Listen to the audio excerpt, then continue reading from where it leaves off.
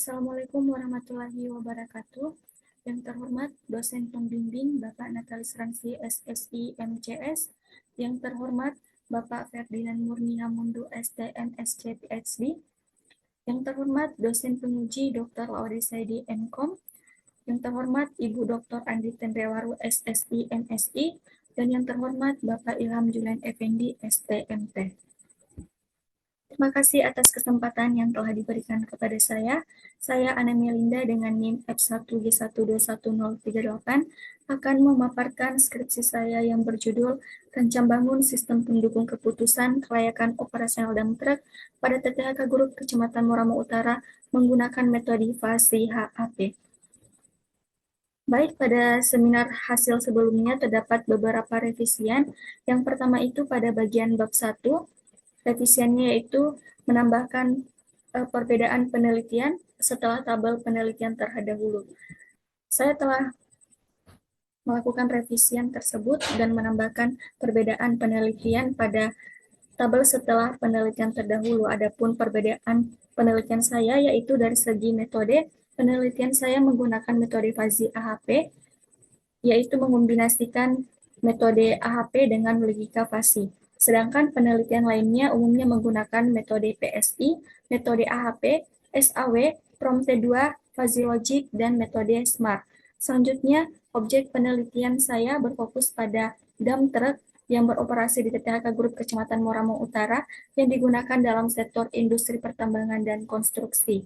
Berbeda dengan penelitian lain yang membahas kelayakan jabatan, kelayakan operasional bus, kelayakan operasional angkutan umum, serta alat berat secara umum seperti traktor. Selanjutnya, revisian selanjutnya itu penulisan harus konsisten seperti penulisan persamaan dan penulisan kependekan. Sebelumnya, penulisan persamaan saya ditulis secara tidak konsisten, di mana ada yang menggunakan dalam kurung dan ada juga yang tidak. Contohnya, persamaan 1 dan ada juga yang menggunakan persamaan dalam kurung 2. Selanjutnya, setelah saya melakukan revisi, maka penulisan persamaan telah ditulis secara konsisten, yaitu semua menggunakan tanda dalam kurung, yaitu contohnya persamaan 1 yang ditulis dalam kurung. Seperti pada layar, contohnya persamaan dalam kurung 1. Selanjutnya, penulisan kependekan. Sebelumnya, penulisan kependekan saya juga tidak konsisten, di mana penulisan kependekan FAHP ada yang menggunakan garis mendatar FAHP dan ada juga yang tidak menggunakan garis mendatar. Setelah saya melakukan revisian, maka penulisan telah ditulis secara konsisten, yaitu semuanya menggunakan tanda garis mendatar, yaitu F spasi AHP.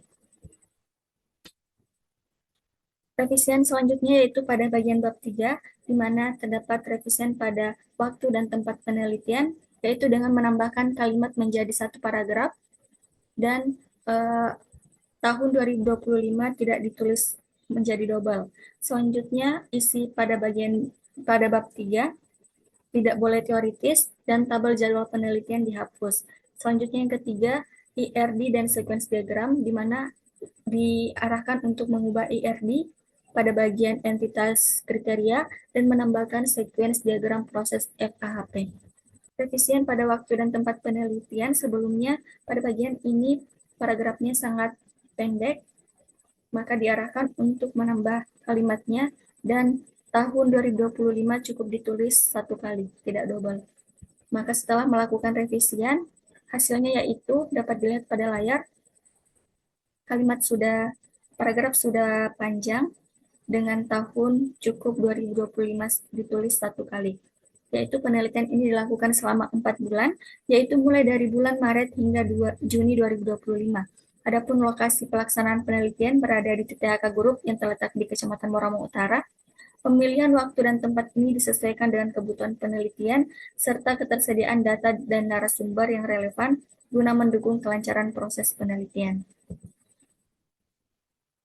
Selanjutnya, isi bab 3 tidak teoritis. Sebelumnya, isi bab 3 saya itu teoritis, seperti prosedur penelitian merupakan kerangka proses penelitian yang digunakan oleh penulis sebagai acuan dari proses penelitian yang dilaksanakan. setelah melakukan revisian, maka isi dari bab 3 sudah tidak teoritis seperti pada layar, yaitu prosedur penelitian ini disusun berdasarkan tahapan-tahapan kegiatan yang dilakukan secara langsung di lapangan, mulai dari pengumpulan data hingga implementasi sistem. Selanjutnya, IRD. Sebelumnya, IRD terdapat 7 entitas, yaitu user, dump truck, hasil evaluasi, perbandingan kriteria, kriteria, nilai evaluasi, dan subkriteria. Setelah melakukan revisian, entitas subkriteria dihilangkan, sehingga ada 6 entitas, yaitu entitas user, dump truck, nilai evaluasi, hasil evaluasi, kriteria, dan perbandingan kriteria, serta menambahkan atribut nilai pada entitas nilai evaluasi. Selanjutnya, sequence diagram proses FAHP. Sequence diagram ini dimulai ketika manajer memilih data perbandingan kriteria, lalu sistem menampilkan halaman perbandingan kriteria. Kemudian manajer tambah perbandingan kriteria, kemudian sistem akan menampilkan formulir tambah perbandingan kriteria. Kemudian manajer mengisi data perbandingan kriteria, kemudian dikirim ke add perbandingan kriteria controller. Kemudian controller memanggil fungsi hitung bobot untuk melakukan proses perhitungan lebih lanjut. Selanjutnya, proses dialihkan ke perbandingan kriteria service untuk melakukan semua proses perhitungan, dimulai dengan mengisi ulang perbandingan kriteria dengan data yang di-input, kemudian mengkonversi ke TFN, kemudian membentuk matriks TFN, kemudian menghitung total baris, kemudian melakukan sintesis spasi baris, kemudian melakukan defasifikasi, hingga menghasilkan bobot akhir kriteria. Kemudian bobot akhir kriteria tersebut disimpan ke dalam database kriteria dengan memanggil fungsi update bobot kriteria melalui controller. Revisian selanjutnya yaitu pada bagian bab 4, yaitu akurasi, di mana akurasi ini yaitu 0,80 atau 80%, di mana sebelumnya diarahkan untuk menganalisa 20% dari akurasi ini.